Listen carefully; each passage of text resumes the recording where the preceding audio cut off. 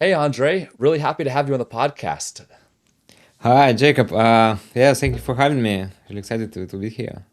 I'm excited to chat. We're going to chat a lot about kind of web subscriptions and web funnels and web to app. But before FunnelFox, you were running growth at Simple, which is part of Palta. You were at Vivid Money and Muse Group. Can you just tell me a little about your journey to getting into the app growth world and then how you kind of came to building FunnelFox? Okay, real quick. I'm Jacob Rushfin, founder of Botsy and the host of the Price Power podcast.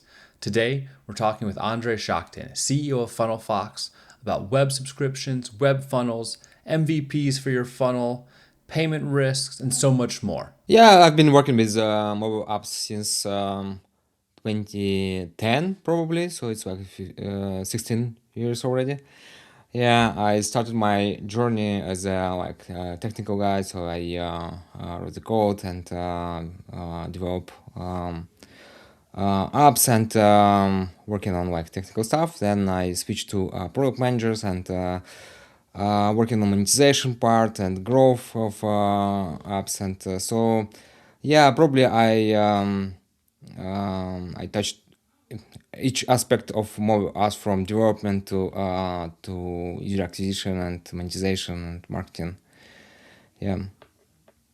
Gotcha. And so, how did from kind of your app growth journey, how did you come to FunnelFox and that idea? Were you working on kind of web subscription areas before FunnelFox? Yeah, I used to work on web-based user acquisition and web-based monetization back in 2018 in Muse Group. We had a quite significant volume of revenue that coming from web channels. So we built different onboardings and funnels for different segments, and so working on that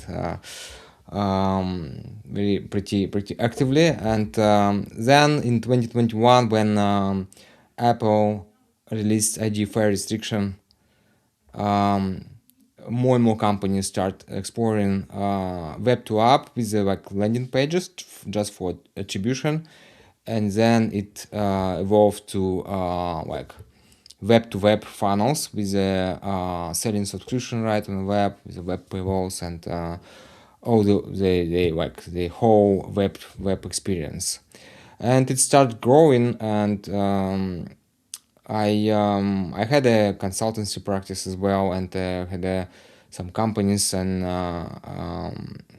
consultancy, and they need to grow and quickly and cheaper, and like they all end up with a recommendation to build a funnel, but it's quite, it used to be like difficult thing because you needed to have a different team with different stack, and it's basically it looks like you need to build like a different product with different infrastructure. So this is how I came up with the idea to build FunnelFox, because I knew how to build this product and what to build, what the minimum product should be to start selling it and start helping such companies to grow on web. Got it. Yeah, that makes sense. Where you were doing bunch of this kind of manual building first. Saw, Yeah, hey, there's a huge need for a better solution in the market today yeah, to kind of drive better growth. And got it. That makes a lot of sense. And it sounds a bit similar to my journey where I started. I worked in apps for a while. I did consulting for a bit, and then from what I learned in my consulting, working with lots of apps, goes, hey, there can be something better. There's a need for a better product in the market. So that makes a yeah. lot of sense. Okay, so we want to give some advice on apps on how to get started with web to app. Like I think there's been on LinkedIn, on X, everyone's, hey, you need to do web subscriptions. You need to test this out. And I guess it's if we want to give advice for how to actually test out web subscriptions or web tap for the first time, what do you think is this like minimum viable experiment for an app to test and kind of validate? Yeah, it works better when you already have process of user acquisition in place, which means that you have some volume that you running on Meta, TikTok, or I don't know, uploading now, for example. Yeah, and which means that you have some creatives that you already tested, and you have a like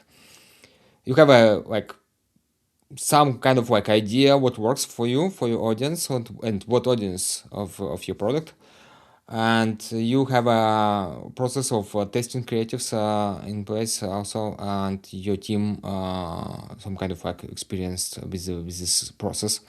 It increases chances of that web to app will succeed for you very much. And so the first thing that you need to do, you just need to take your best top performance of creatives that you have in app funnel, tested it for web funnel, and build a web funnel with like I don't know minimum iterations. How to do that? You just need to discover the market, what works, what the like similar or like direct competitors do with this user acquisition and with the web funnels, and just try to copy that for test, and or just get inspired and adapt it to your product. And this is like the best thing, and don't reinvent the wheel here, and just take the best practice on the market. There are a lot of mirror boards or some collections of the like screens of the web funnel, screens of paywalls already shared in social media, in LinkedIn, for example. So just try to find these materials and use it for building the funnel. Just copy different approaches, different mechanics. Yeah, and I think this is this is the first steps, and just try to run some campaigns with no 200 ad spend budget daily, and test carefully, accurately, and scale what works for you. Got it. Yeah, and so if you're shifting over some of your budget or adding budget to kind of $200 a day, what does that mean for where you should be from a user acquisition perspective before you test out? Like what foundations or what kind of a level of growth or spend should you have before you should try to test this out? Because it's probably not the first thing you do. You probably, like you say, you have built a product that is somewhat successful. You're driving some growth, and now you want to expand. Where do you see as kind of a threshold where, hey, now it may make sense to launch this test? Basically, you can start from zero if you have experience before of user acquisition. But we target to customers, for example, with at least 50K MRR or ad spend monthly. So Yeah. which means that the team already has something working for them, and try to find. Yeah, Got but it. basically we have also some cases when the teams started with zero, even without any product.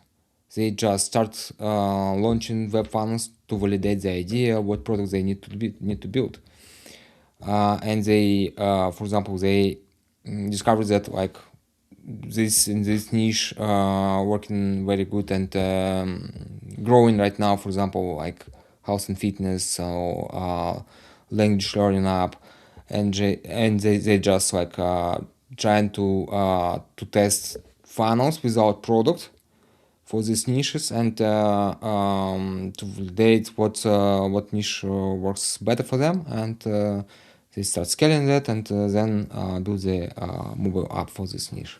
So this is I think also that's a like a good approach. Yeah. That's a good insight because I think most people think or the common advice is, okay, you've scaled up, you've built a successful product.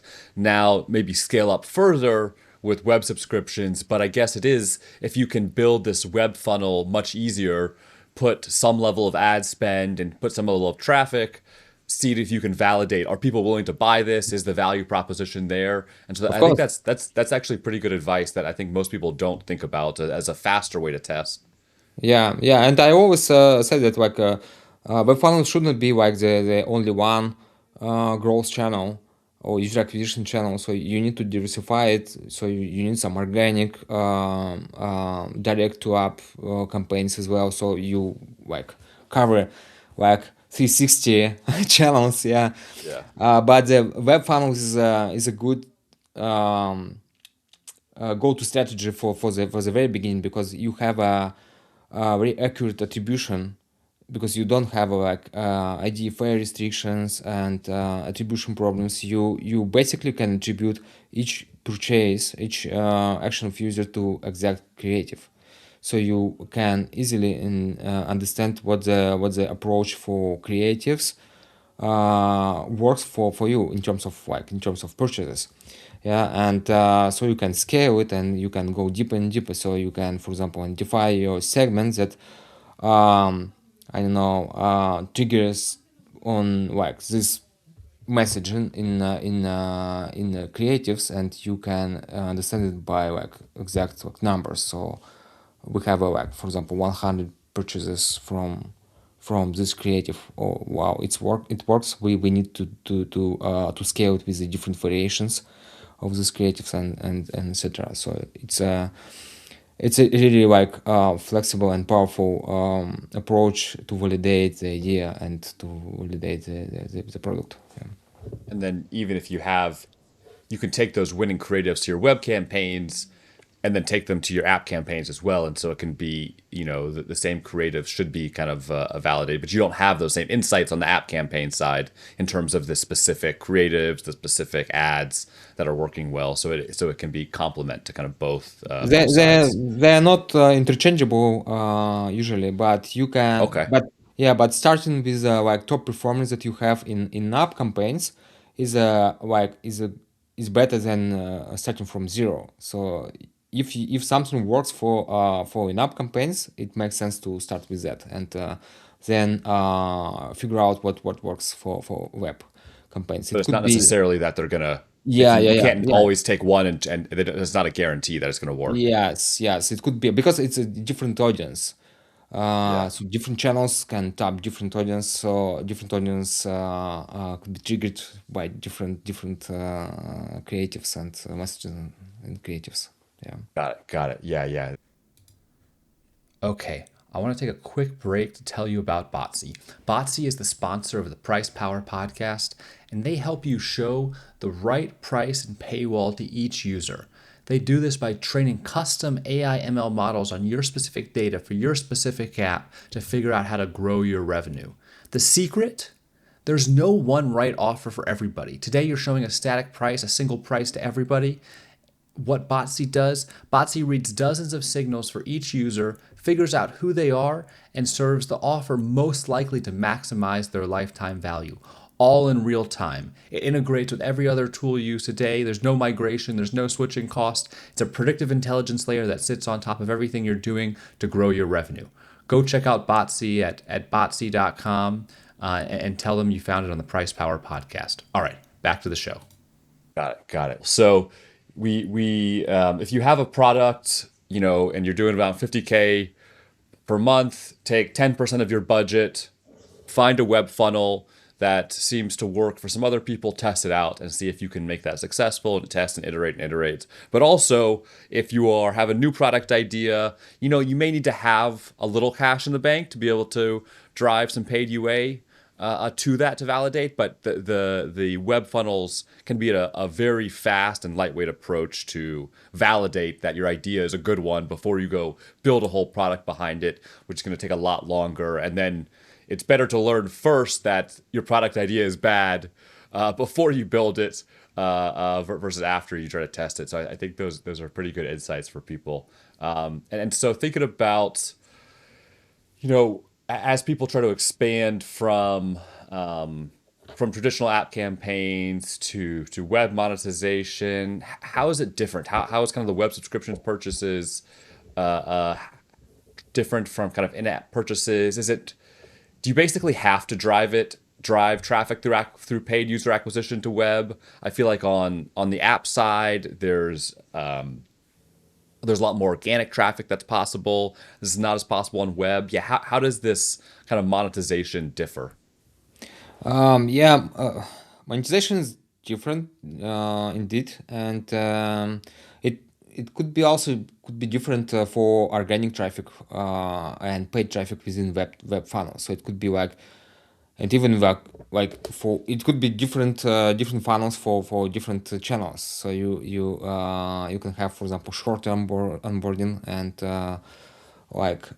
more. Um, Lighter, let's say that monetization in for organic traffic, and more aggressive monetization for paid traffic, because you need to like to have a shorter payback for paid user acquisition. And compared to in-app monetization, it's different because, for example, in web, free trials is not so common and they work not very well. The second thing, like the main thing, that you need to take care of the whole payment stack, and it also like impacts monetization very much, because you need to take care of refunds, disputes, chargebacks. So you need to balance between like aggressiveness of how you monetize your app, and risk metrics. And so it's more flexible on web funnels for you, because you can control it in app in-app monetization. And we did the research, and we recently released the first ever like report of state web to app subscriptions, and where we analyzed numbers and compared them, like web funnel and web-based monetization and app monetization. And we found that LTV in web monetization is higher. So, for example, for annual subscription, it's twice higher, and for monthly subscription, I don't remember the exact number, but it's like it's at least 50% higher LTV in web subscriptions, which is Why do you like think that? Why do you think that is? because uh, it connects with the audience, of course. It's not for all products, but um, historically, web funnels and the web onboarding as in form of quiz usually targeted mostly on older audience, and older Yep. audience has a higher willingness to pay. This is the first thing. The second thing is that you can take full control of subscription retention. So you can design offboarding flow, like cancellation funnel, yeah. And you can control, because you can control payment stack, you can configure like revenue recovery things for failed transactions. So it's really flexible and powerful approach how you can manage your monetization. But it has a like drawback that you need to take care of that, so you need to configure all the stuff. But we at FunnelFox, for example, we help with that, of course, and but it's quite complicated things, yeah. Yeah. And the second thing that we found, that the conversion rate also twice higher in web funnel compared to in-app funnel. And it's an interesting observation, because it surprised me a lot when we discovered that, because I was under impression from the more recent researchers, like 2 years ago, that like the conversion should be the same level. And by conversion, I mean that the whole funnel conversion from ad click, from impression to purchase. It's like the whole funnel. And we found that that flexibility of web funnels and web paywalls gives you like the high conversion rate, and the at the very beginning there is a friction in app funnel with the like app downloading, because like the flow looks like this. So user sees the ad in Instagram or Facebook, for example, click on that and ended up on a app store page, and it's not personalized, it's not like interactive, and there is a like step where user need to decide if they want to install this application or not, and it's a like big friction for users who not like warm up enough to do that. In web Yeah. funnel, you just can click on the ad, ended up on a like web page, and like immediately start engaging into like web quiz and web onboarding. It increases conversion very well. Yeah, and so I guess you're saying when you look at ad click to purchase on web versus ad click to purchase on mobile, the web actually looks higher. But I think Yeah. that most people maybe, and this is where the kind of difference in metrics, most people look at install to Yeah. purchase on mobile. But really, if you look at the whole funnel, it ends up being higher on web Yes. because you've already filtered out a lot of the lower intent people and lost people who didn't install the app. And so that makes sense. I would also imagine that, like you're saying, that there might be some also bias because more larger apps and more sophisticated media buyers and sophisticated teams are doing web funnels today, where the I feel like there's a lot of small apps, and fewer small apps are doing web funnels, and so maybe there's just some the people using web kind of funnels there are a bit more sophisticated, leading to higher conversion because they understand better what's kind of going on. But it leads to that flexibility where they're able to do that. They're able Yeah. to kind of make those customizations and flexibility. So it's interesting. One other thing Yeah. you mentioned, thought was I wanted to ask more about was different funnels for organic traffic versus paid traffic. Do you see a lot of people doing that today, or is it more successful? When does that make sense? Is there a certain spend level that you it makes sense to kind of break that up, or and how do you see that being done well? So yeah, majority of app developers, they running traffic from paid channels, of course. Like, but there are some companies that like using also organic traffic. It could be just search traffic or direct traffic to the website. So, and users can like start quiz on and onboarding from the website. It also works very well. And back in the like 2018, when I started working on web monetization, it was like it wasn't paid traffic. It was just search traffic that we converted to web onboarding and web subscriptions. Got it. And so, but in terms of you know, you're talking about more aggressive monetization tactics for paid traffic because you have higher kind of costs, but maybe less aggressive monetization funnels for organic traffic. Like, tell me about like the tactics you see people doing there. Yeah. So for example, like I mentioned that for example, free trial doesn't work very well on the web funnel just because of paid channels. In organic traffic, free trial could work quite good because there are like users highly motivated to try out the product, and they have like trust to this product and etc. In paid traffic, you need to convince users to try your products, and if you have a free trial, they can like sign up and connect a like credit card, but without any fundings, and you ended up with users that like are not able to pay for subscription, to convert to subscription.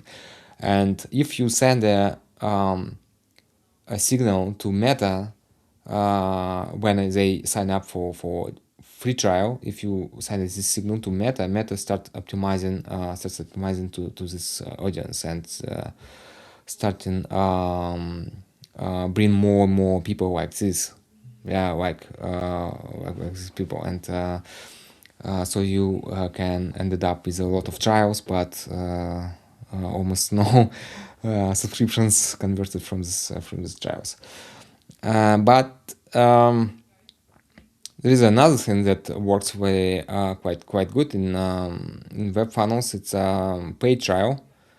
So you it works as a like qualification for users. So you can charge them for like $1 or $3 or even like $5 for 1 week paid trial. And if they can pay like $5 or even $1, it means that they have a like working credit card. They have funds on this card, so it's a good filter for audience. Yeah. Got it. Yeah, and so it makes a lot of sense. One, there's a cost to these users, and so you shouldn't be.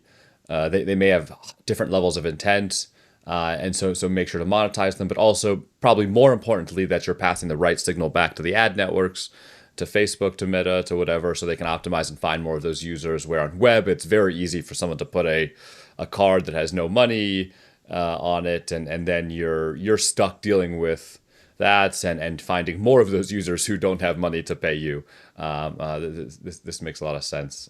Okay, cool. So we talked a lot about the possibilities and positives of kind of web subscription flows. Like, tell me about some failures. Tell me about some projects that have gone wrong that you've seen. Like when a web to app project dies, is it the funnel? Is it the creative, the pricing, the users don't actually go back to the product? What usually goes wrong?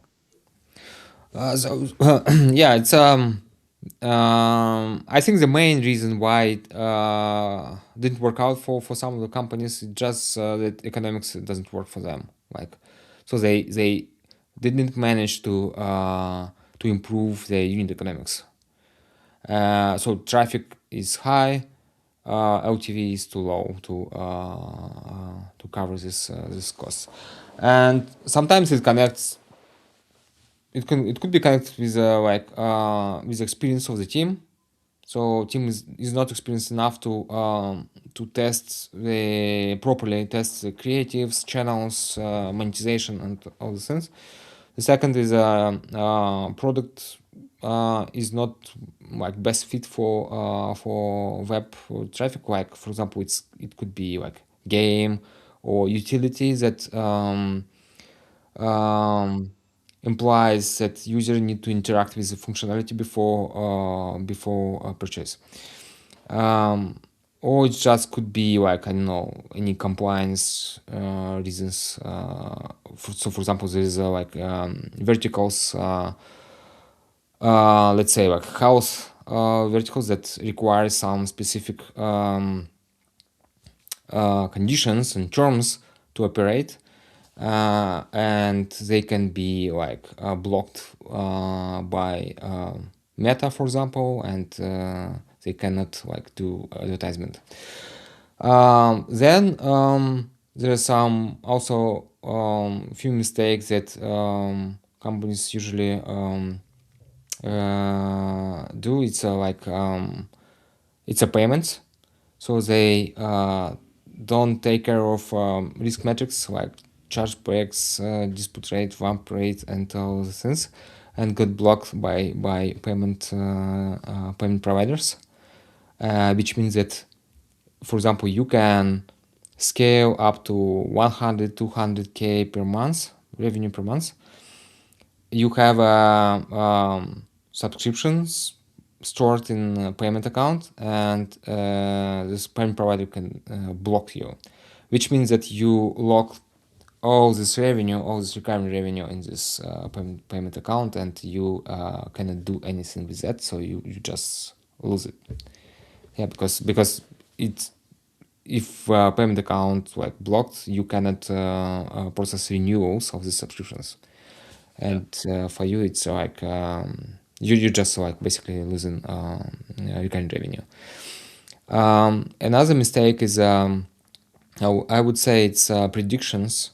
So paid channels works in majority cases it's works on predictions. So you have a like payback not at once, not at the like day zero, and in day zero the benchmark that you can target it's like 40-60% of ROAS returning of ad spend, yeah, and payback could be like 3 months or 6 months. 6 months is like the average benchmark in the market. So if you calculate it wrong, yeah, and if you made a mistake, so you can scale the traffic with a bad unit economics, and it could kill your user acquisition and growth. Yeah. So Yeah. there's a lot of reasons that things could go wrong at the end of the day. And so for I want to talk through a few of these. I think that on the starting from the top on the ad creative side, like if I think we when we launch new products, launch new funnels, we have our creative, we have our funnel, we have our kind of purchase and monetization rate, and usually we start if we're very good at what we do, maybe we can start with something that works on day zero, right? But usually it doesn't. It's not perfect immediately when we launch. Like, what is how do we estimate the possibility for improvement? Because like things improve? Okay, we have a poor click-through rate. Can we double our click-through rate on our ads for our funnel? Can we increase our kind of people making it to the end of onboarding and starting a trial by what amount? And so do you have any guidance on like, okay, this is where we're at today. How do we predict if it's possible to improve what we're doing enough to get to a place of profitability and to get to a place of growth? I know that's kind of a broad question, but maybe we start on like the ad and the funnel side of like where do you typically see teams start in terms of let's talk about ROAS. Like, okay, we built V1 and our ROAS is at 20% today after a month. Do you think we can get to a place of improvement, or is that going, hey, you need to rethink a lot? If it's at 50%, you go, hey, this is probably possible. Are there any kind of metrics or guidance you give teams that you look at a funnel and you look at a team that's launched something new and you can tell pretty quickly, hey, I don't think you're ever going to get this to work. Or some teams launch, you go, oh, that's actually pretty good. I think you're going to be able to make it work. Yeah. How do you think about that, and what guidance do you provide? Okay, yeah, I think I got it. So the best approach here is just sync up with market. You need to understand what's a benchmark, and you can check out like our report. You can talk with like similar products on the market, like almost all the cases guys can share something with you, so roughly, so you can get a like picture and idea what how should it work. And then you need to like just compare your numbers with benchmark, and compare your product and funnels with the competitors or similar products. So if it works for competitor, it should work for you. If it doesn't work, that you do something wrong, and you can just deconstruct it and break it down by like tiny pieces. Yeah. So let's say, for example, we have a funnel, the whole funnel, and we see that like the ROAS is too low, but we clearly understand that like there's like different companies, different products that's scaling and growing with web funnels on the market, and we can see it in the ad library, we can see it in like we can see the advertisements and all stuff. So we have insights that it works for them, and then we can just break it down. So let's see the like ad creatives.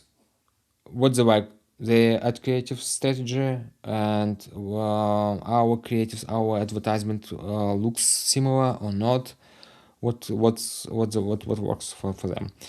Then funnel. Does it look like competitors funnel? Monetization. and paywall and checkout and all the stuff. If and I have been getting like requests to review funnel like a lot, and I've been reviewing funnels like 100 funnels within like a month. So, and the main the main step which was where like underlooked in the funnel is like the paywall and checkout, and even like the team like told me that like we built a funnel. It looks amazing. It looks good. We don't understand why it doesn't work. I check it, and the first thing that I check it's paywall and checkout. So it's the main thing. So this is like the step where a lot of mistakes teams do usually. Yeah, and of course at creative. So sometimes it's majority cases it's like just not enough test experiments of creatives. Not like they don't have like a process of experimenting or setting up the campaigns and all those things. Yeah. Got it. So Yeah. start with the benchmarks, look Yeah. at what other people are doing for each stages, but also for your categories and industry, and to figure out where the gaps are. Yeah. Break things down by stage. Are you getting enough people from ad click into the funnel? Okay, your Yeah. ads are Yeah. good, but no one's purchasing. All right, well, where are people dropping off? And then Yeah. figure out. Okay, usually you're saying that okay, the funnel is not as crazy hard to figure out, but usually the paywall or checkout pages is where people make mistakes, and ultimately this is what matters, right? If people aren't buying, who Yeah. cares if they're getting through the funnel, if they're not purchasing anything, and this is kind of that critical step to optimize is. Let's get into some. I think this is a good segue. Let's get into some tactical advice on like how to construct that offer, how to construct the paywall. First, you mentioned a few times like the problem with trials on web. Is the core problem with offering a trial on web is the chargeback or people adding funds without cards and then sending the wrong signal to Meta? Is that or are there other issues with offering trials on web? No, I wouldn't say it's a most frequent problem in a web funnel because anyway, like teams get inspired of like current working funnels and not a lot of funnels like with a free trial right now. Yeah, I would say that, like the main like weak point on the web paywall is usually it's like lack of value. So sometimes I think it's also connected to and related to app paywall as well. So we can see a lot of examples when paywall says like unlock all features and that's it. But What does that mean? That doesn't mean anything. what does it mean? Yeah. In and web funnels usually like it's they build in form of quiz with a lot of questions. Sometimes it could be like from 20 to 100 screens, and you have a lot of information, a lot of data about users. What because they answered all these questions, so you can personalize the offer based on these answers. And the best paywall is structured like this. So it's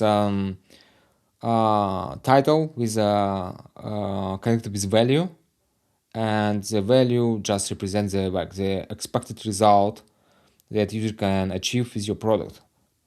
You can lose weight by this date, this or you can like improve your English up to C1 level, yeah, within like 6 months.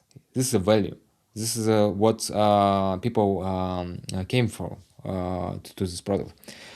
And then you after that you need to it's better to have a it's not necessarily, but it's better to have a visualization of this value. So it could be like graph, it could be before after, some kind of like visualization of this achievement. And then you can add like add FOMO effects to the paywall. This is like this is time limited offer and etc. So there are a lot of timers or promo codes that this discount applied only for like 15 minutes or something like this. And then you show the pricing. This is like the pattern and the best practices for structuring paywall. I And think that's then great. Yeah. yeah, and after that you can show the like additional information about reviews and cancellation policy and all these things. So it works. They just consider web paywall and the web funnel as a separate landing page. You Yeah. you place the main information at the top for users who are already convinced. They can just easily click button and purchase without any like additional friction. For users who are on the fence and still doubt if they need to proceed or not, you can scroll. They can scroll the paywall and see the information about reviews from current users, refund policy and all these things, and then decide to proceed. So it's exactly like landing page.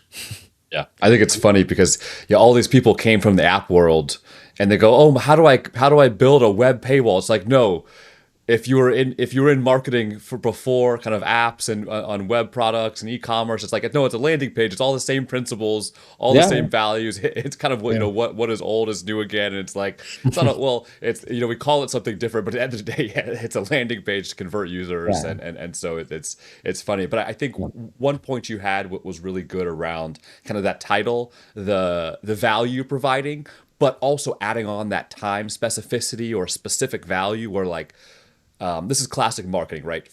Benefits over features. No one cares about your features. They want the benefit. They want the mhm, value. But the more specific you can make it, it's also better. When are they going to get it?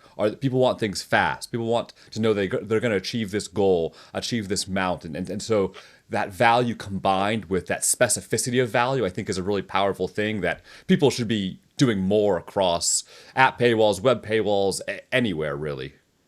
yeah, Yeah. So one other thing that we touched upon a little bit is this the 1 month intro offer has become super popular. I've seen this a lot. And oftentimes it's okay, maybe it's $1 for the first month, maybe it's $9.99 for the first month. A little sneakily sometimes, then it increases in value. It goes from $9.99 a month to $29.99 a quarter or something like that. But yeah, tell me about what you see with these like first month or quarter intro offers. yeah. um, the more I work with the web funnels and web monetization, the more I see like similarity with telecom monetization. So it's mostly connected. It's like similar to what we had in telecom, like with these discounts for the first 3 months or for first month, and then you will be charged for full price. Yeah, it works like this. So you can have a intro offer for different, even for different subscription plans. So it could be like 1 month, 3 months, and 1 week, for example, subscriptions, and they all have includes intro offer, which means that the first billing period will be with discount, and after the first billing period, you charge will be charged fully for full price. For 1 month subscription, you will pay like 50% less for the first month, and full price from starting from the months two. And for quarterly subscription, you pay like 3 months for with discount and the full price of 3 months. So this is how it works. It's a little bit like gray, let's say that gray mechanics. It's dark patterns, yeah. But unfortunately, it works like this everywhere. So and yeah, not all people understands these terms, of course, yeah, and they like understand that like okay, it's discount for the whole period and sign up for that, or just wanted to cancel that after the intro period and just forget for some reason to cancel. Yeah. And so let's talk a little bit about kind of refunds and what to expect in terms of support cases. You talked before about how, this is if you haven't done web subscriptions before, this can be a real pain to manage, something new. What are all the different chargebacks, refunds, things you have to be thinking about now on the web payment side? So how it works? That's the question. How it works, like what are the things like I need to be tracking or the metrics I need Yeah. to Okay. be tracking to understand. Like let's say I've never done web payments before. Mhm. Give me like the 101 course on what to think Okay. about and what to be Yeah. concerned about. All right. Yeah. So there is two things. The first thing is refund. This is when your user tries to get money back, and they can contact support, for example, and say, "Okay, I purchased by mistake. Please refund my money." And you can issue a refund. It doesn't hurt anyhow your merchant account, your payment account. You can do refunds easily, how many refunds as you wish. It's like, and refunds is a good lever for growth and for balancing your economics as well. So for example, if you have a like bad reviews in app store, so that they can say that okay, I tried to ask about refund and they refused, they declined the refund, and you if you need to improve the situation, you can issue more refunds and easily. If you struggle to grow in terms of revenue, and you can have a more strong refund policy, more strict, and um, save more revenue. So it's you can balance it. Yeah. There is another thing is chargebacks. It's a really bad thing because in chargebacks is a thing that there's a dispute and chargeback, and when a user fail to receive a refund, or for example they cannot find how to connect you, how what's the like support, or somehow they wasn't able like to contact you, they can go to their bank and just claim a dispute and dispute transaction. So it's I not agree with this transaction. I want to dispute it because it's was not clear pricing, or it was fraudulent transaction. I didn't authorize this transaction and all this stuff. What happens next? Bank issue an alert in the payment system. So payment system, Visa and Mastercard, they can see that there's like the claim raised in the bank, but it's not recognized yet. So it's not registered, it's not validated, and we can see, and some third-party services can see this notification, and we can refund this transaction immediately once we receive this notification. Yeah, and the bank can consider this claim within like 2-3 days, or even like up to 1 week. And when they consider that, they can see that like this transaction is already refunded and no reason for registering dispute, and the chargebacks never happened. If we fail to refund that, bank can register the chargeback, the dispute, and so they can understand that okay, it's the claim is valid. There is also like indeed can be dispute about this transaction, and this dispute is registered in payment system. Payment system provided passes it to payment providers, and you can see this dispute, for example, in your Stripe account, where you can like answer to the dispute, dispute the dispute. Yeah, you can provide the proof that that the transaction is valid, that for example user already use the product and try the product and receives the value, and the transaction is should be in place, so it should be valid. You can win this dispute, but and which means that you don't need to refund it, so it's chargeback. When you refund the dispute, it's chargeback. But you will be charged dispute fee by payment systems, and the worst thing that you this dispute will be calculated in statistics and analytics, and there is like thresholds in the payment system. Visa, Mastercard, and all payment providers monitor them. It's a dispute rate, and now it's new parameter. It's VAMP. It's a fraud Stricter, rate. right? Yeah, fraud rate. Yeah. So for example, it's a dispute rate is like how many disputes registered divided by number of transactions, and fraud rate is like how many of these disputes marked as fraudulent transactions. So it's when you say like I didn't authorize this transaction, it's fraudulent.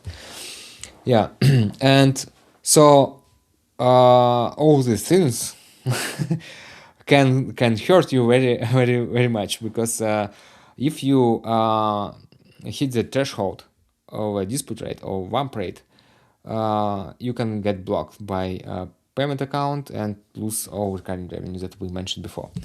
And to avoid that, you need to apply different strategies. The first thing you need to do at the very beginning, you need to integrate chargeback prevention services. There's services that listen to this notification from banks and automatically refund the transaction. Yeah, you do refunds. It's like hurts your growth and revenue, but at least you can like remove the risk of getting blocked. And the second thing that you need to do is you can remove the dependency from payment provider storing payment data. It's like data of a credit card or Apple Pay token stuff, and subscription data outside of the payment provider. So it's like external billing solution.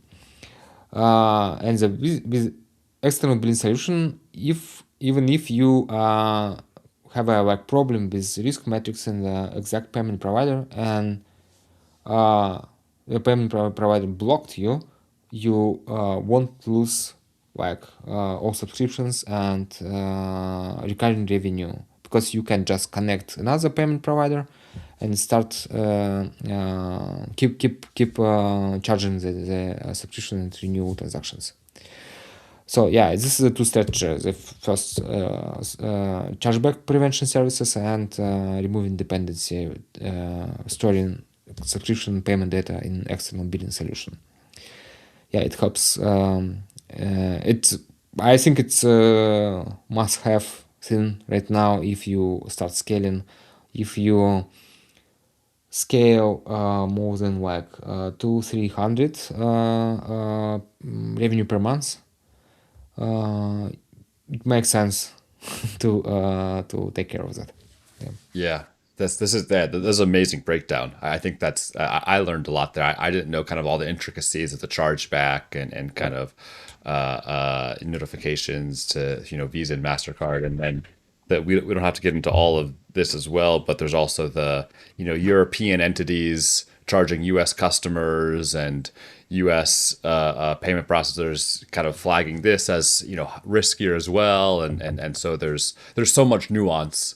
And Yeah, when you're yeah, when you're getting started in the web subscription side, if you come from the app side, that Apple and Google just handle it all for you. It's just done. yeah, And yeah, so it's there's huge benefits, but don't make sure you understand actually what is happening and any potential yeah. risks you need to manage. So Yeah, yeah, basically, we are building now solution so app developers can have like infrastructure similar to what they have in App Store. So no nice. hassle with Yeah, all this, yeah, thing. that's And great. yeah, and of course to reduce the risk of like this getting blocks and chargebacks. Of course, you need to have a clear monetization. So the it's as much as you can, of course, because it's as I mentioned, it's always balance. Yeah, you have some aggressive thing in monetization. The more the things, that the more risks that you get more chargebacks in dispute rates.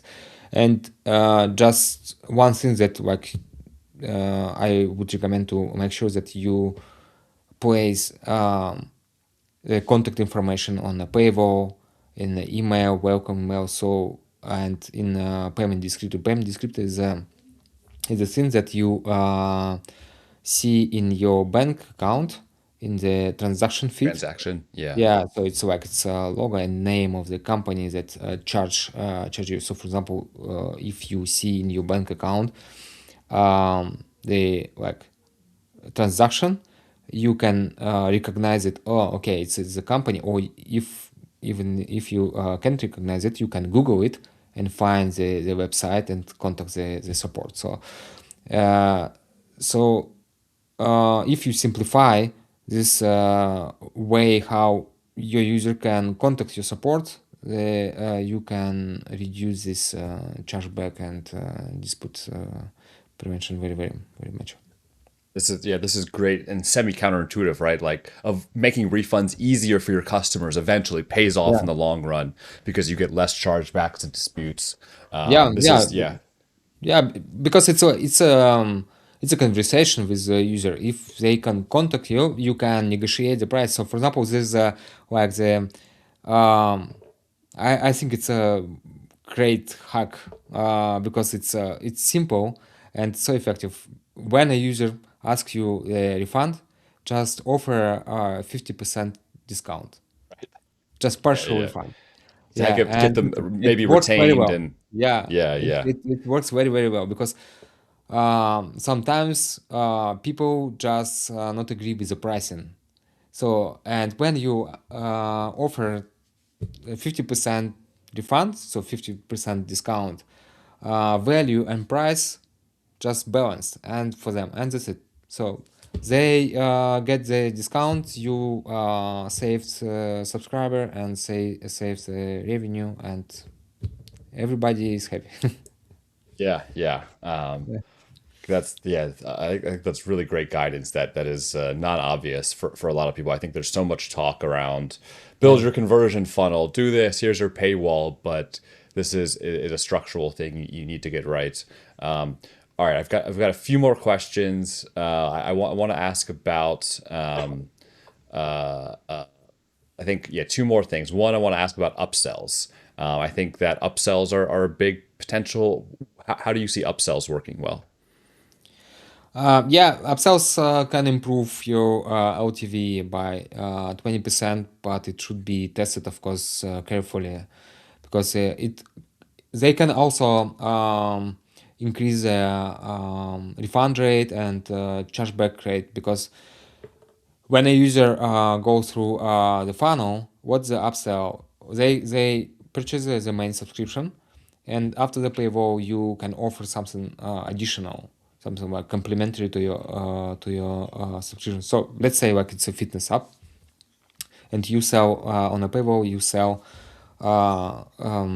subscription for workout program, and in addition, you can upsell meal plan, for example. Yeah, and for user, sometimes it's not obvious that it's like two different products and different, and sometimes it could be like confusing for users. And they, when you start charging them by two, for two products, they confused why it's two transactions, and it can increase your risk matrix. But if you do it carefully and accurately, so it can improve your LTV. So because a user who already bought the subscription most likely can buy something additional. Yeah. Yeah. Yeah, I think this is great. And this Yeah. is advice we've gotten from other people that for the people who already purchased, they have high intent. See if you can sell them anything else that Yeah. you find valuable. Okay, so last question here. This is the Price Power podcast. I have to ask every guest, what's the biggest pricing or packaging win you've seen or achieved yourself in terms of changing pricing and packaging? Um, okay, it's a good question. It's definitely was hundreds of bucks.